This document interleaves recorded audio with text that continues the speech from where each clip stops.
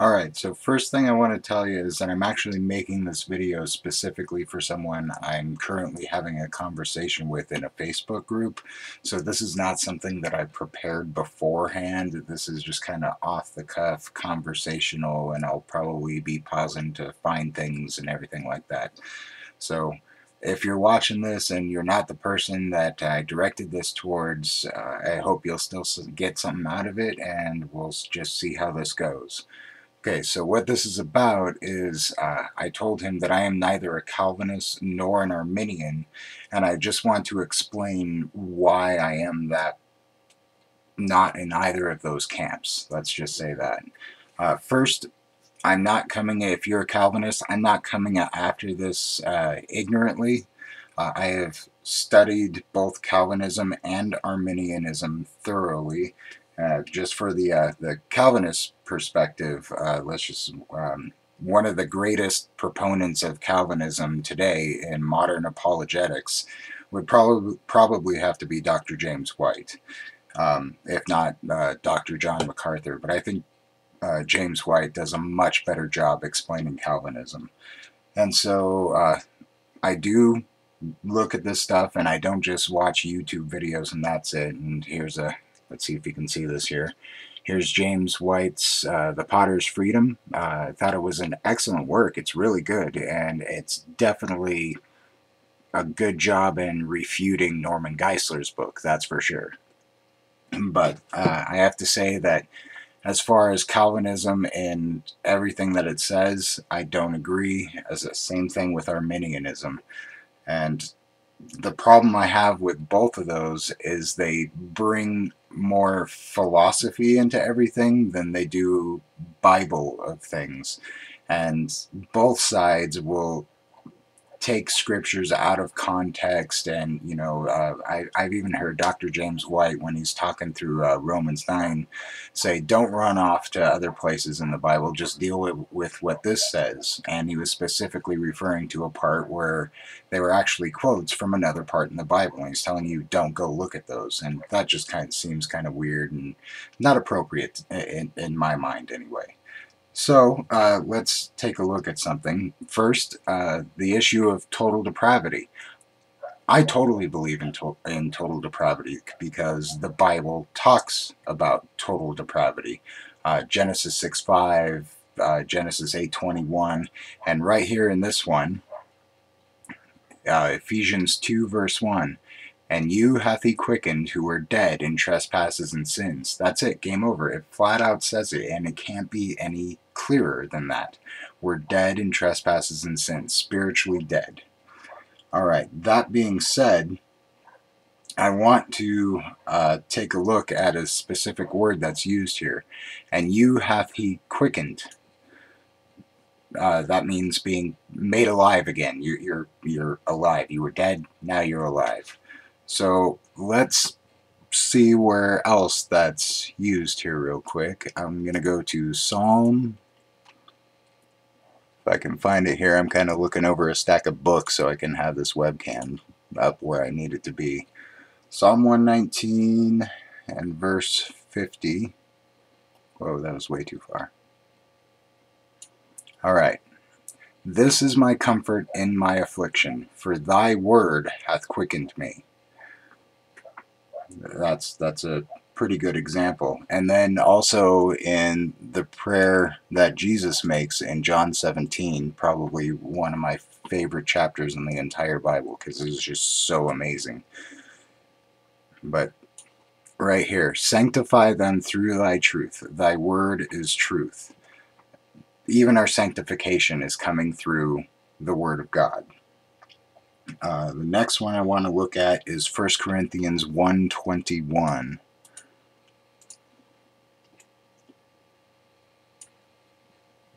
Alright. Now, we kind of looked at this before. For after that in the wisdom of God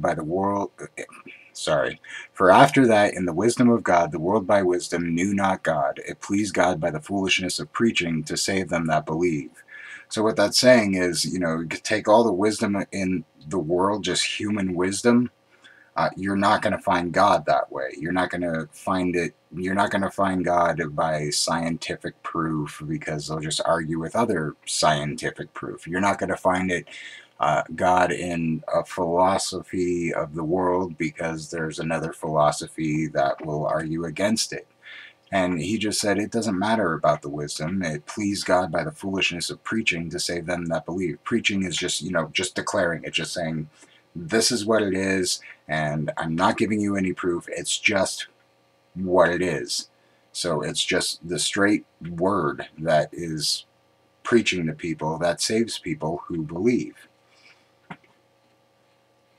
Next, we're going to go to James, 1:21, another 1:21. Okay. Wherefore lay apart all filthiness and superfluity of naughtiness, and receive with meekness the engrafted word, which is able to save your souls. So again, we have another place saying that the word is what's able to save your souls, and to receive with meekness the engrafted word. We have to receive it. And Romans 1:16. And I have a point to all this, I promise. For I am not ashamed of the gospel of Christ, for it is the power of God unto salvation to everyone that believeth, to the Jew first and also to the Greek. So this is saying he's not ashamed of the gospel, which is what we preach, what we tell people, and it is the power of God to salvation to everyone that believes. So we do see a condition to salvation. You have to believe. So where does that come from? What do we need to believe? And then before we really get there, let's just do one more final one in 1 Corinthians 15. Let's see. Oh, right at the beginning. There.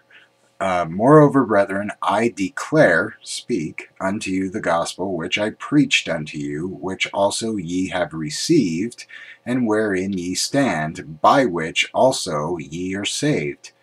Now listen to this. If ye keep in memory what I preached unto you, unless ye have believed in vain.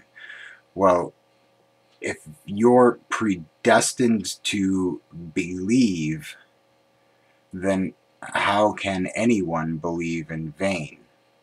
It just doesn't make a lot of sense. And I know the exact thought that you're thinking right now, but just stay with me right now, okay? That's all I ask. Now we're going to go to it right here. In Romans chapter 10 and verse 17. So then, faith cometh by hearing, and hearing by the word of God. So you receive faith by hearing the word of God. So it's still God coming to you through his word. It's still God doing all the work. But faith is there not because it doesn't say faith cometh by hearing to some or a certain group. It just says, so then faith comes by hearing, and hearing by the word of God. Now, is there a way that we can back that up? Well, this is where I want to go back to Ephesians again, where we started.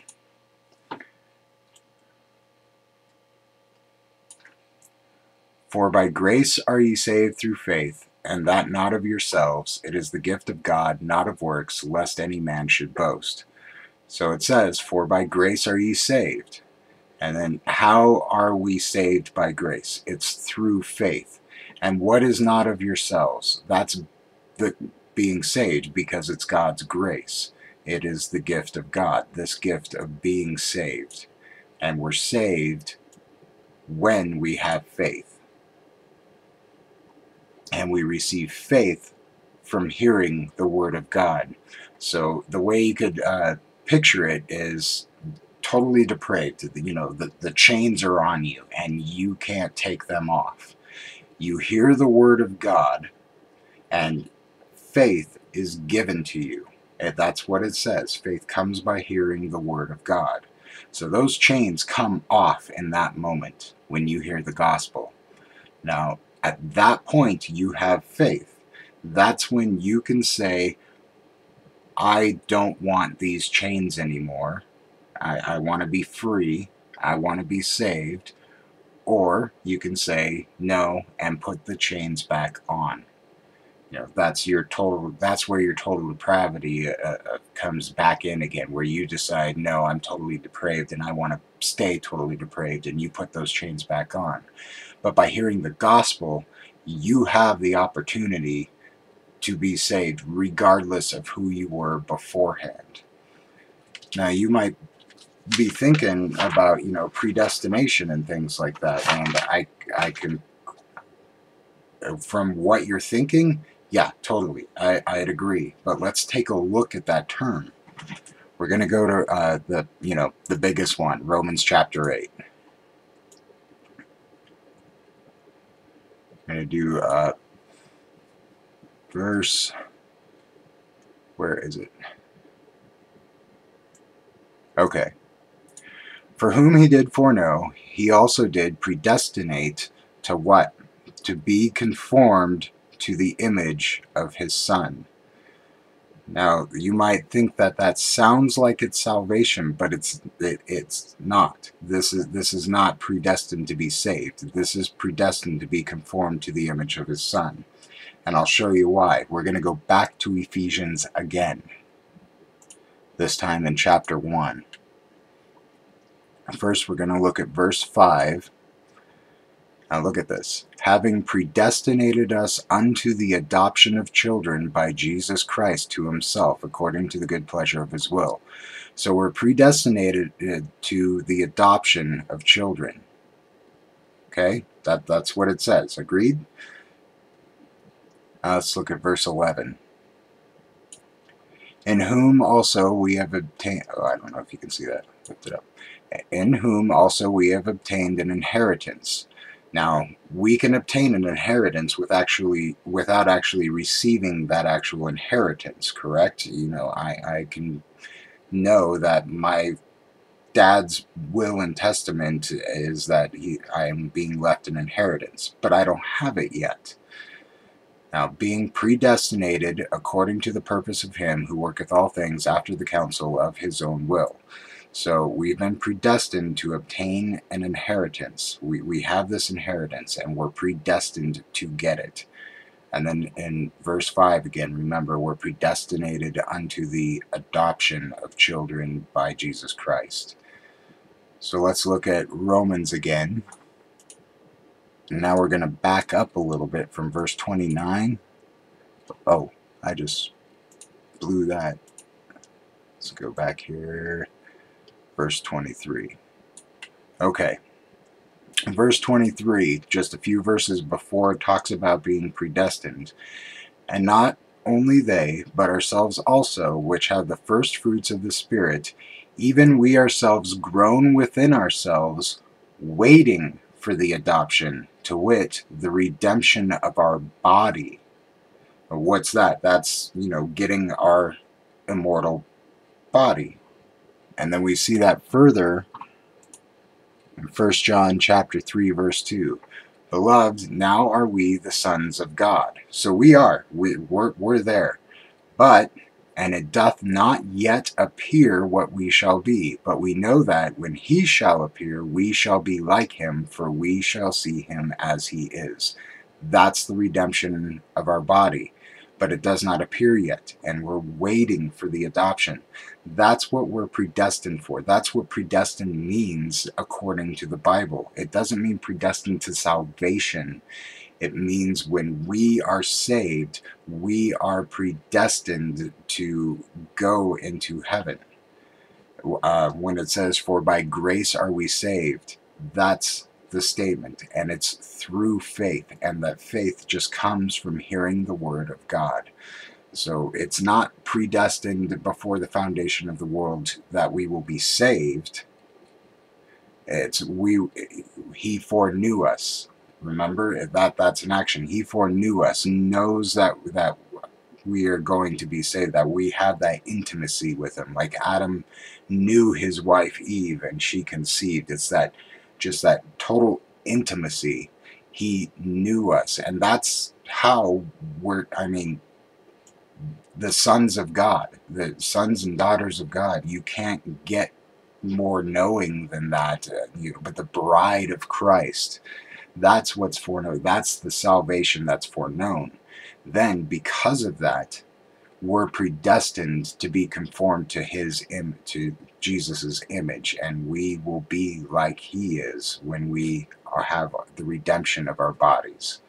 So it's not that we're predestined to salvation. I think I'm repeating myself now. So um, that was very all over the place. I didn't really prepare for this. This was just, I haven't explained this a lot to people. This was just something that I went on my own little adventure in the Bible with and found. And I just, maybe you can see it that way. And, maybe you can't. Maybe you're just going to stick with Calvinism. Regardless, we're saved through believing in Jesus Christ. So if you believe that, I believe that too. We're brothers. We shouldn't have any problems. So I hope that just at least gives you where I'm coming from. All right, let's see. I got to end this really credibly now.